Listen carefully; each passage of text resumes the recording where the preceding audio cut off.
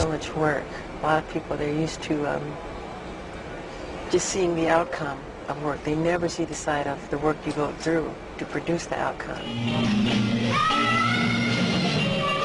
We would move the table because it was a small house the size of a two-car garage, and we would pull all our stuff out and we'd be rehearsing, and the doorbell would ring and it'd be a neighbor across the street. But can they come out to play? And I said, no, not today. We have a show that we're practicing.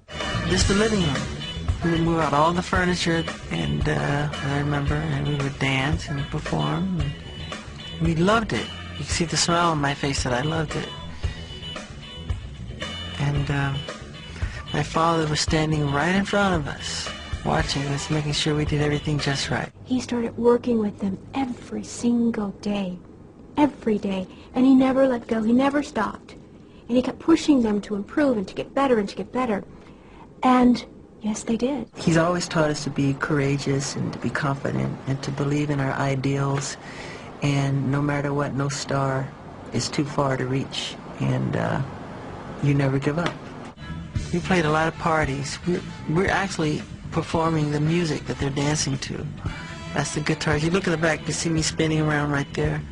And my mother made all of our costumes. We did parties, we opened shopping centers, we did any kind of thing, you know. But we traveled constantly every night. I wanted to play sometimes, and I couldn't, you know. I had to go.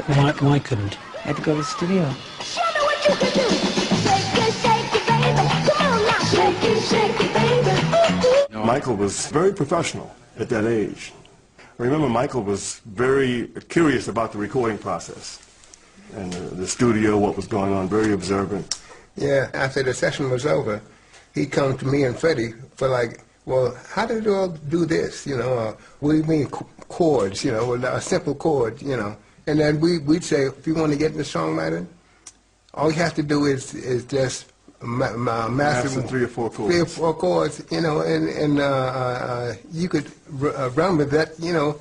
You can write millions of songs just from that. We know what we can, I mean, we know what we're capable of doing, and we just, you know, did our best. In late 1982, Quincy gathered his A-team at Westlake Studios in Los Angeles. It was here they set about recording what was to become the biggest selling album of all time. We made Thriller in 8 weeks. Michael didn't flinch, you know. He was so tired some nights, he was ready to fall on the floor. We'd stay up 5 days, 5 nights. This is me experimenting with socks for Thriller. Glow socks, light socks, rhinestone socks. I tried everything. I didn't want to copy people. I wanted to be an innovator, a pioneer.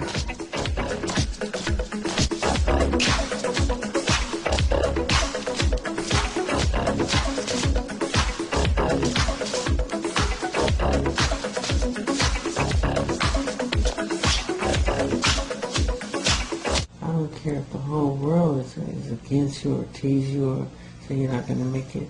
Believe in yourself, no matter what. I was at some of the recording sessions for Thriller, and I remember Michael put posters up all over the place that, you know, was going to sell 100 million records.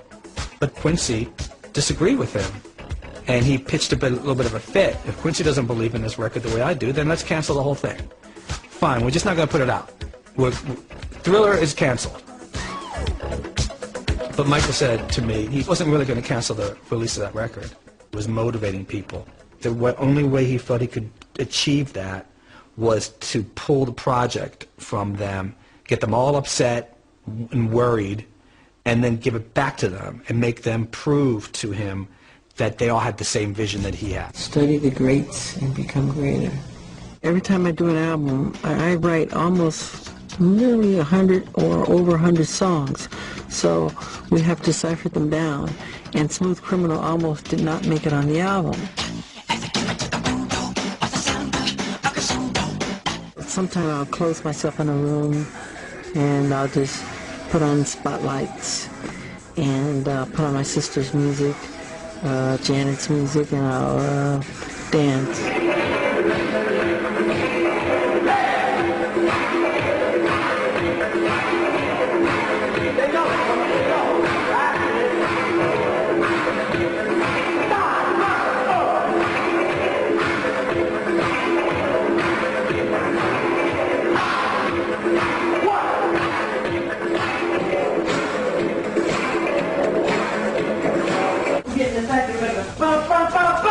We're gonna hold that a while. We had 2 days to choreograph. Yeah, I love that pressure. It's gonna be more intense. We didn't have no idea that this guy would be so big in the world, but at the time we were just kids playing. You know how kids do.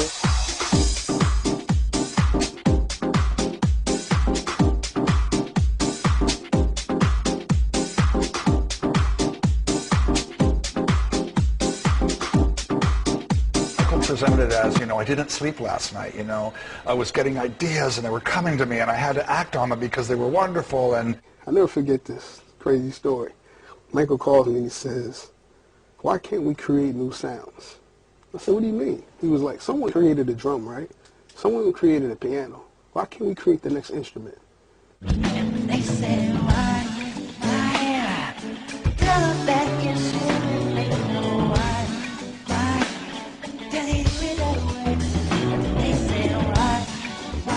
He used to always tell me, Rodney, we have to do things, we have to push ourselves because we still have our youth. He used to always say that to me. Always say that. Some of the greatest men that have made a mark on this world were treated like that. You know, you're not going to do it, you're not going to get anywhere. They laughed at the Wright brothers, they laughed at Thomas Edison, they laughed at Walt Disney. They made jokes of Henry Ford. They said he was ignorant. He didn't have a college degree because he dropped out of school. Disney dropped out of school. He was never satisfied. Like, we might have passed up ideas that I know for a fact that my heart was smashes. He'd be like, nah, we got to come up with better. We got to come up with something better. I'd be like, Mike, you can't get no better than this. What do you mean? No, trust me. If we can create this, we can create better. Michael would rehearse. If you were off, he heard you.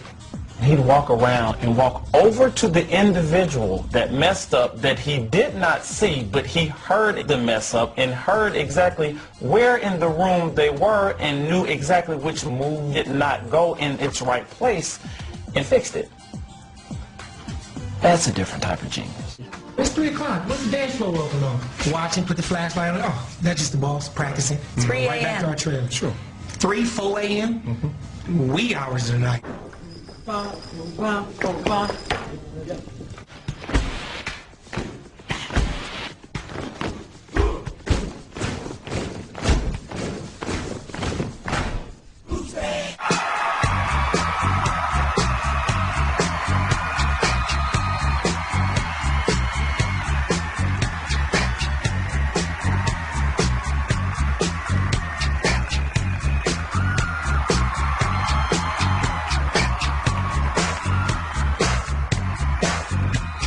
Ever look back and contemplate, my goodness, Thriller is the biggest selling musical performance ever? Do you ever get your arms around that?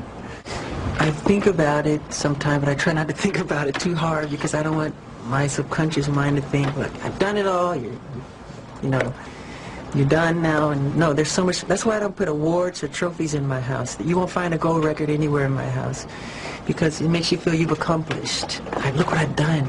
But I always want to feel, no, I haven't done it yet.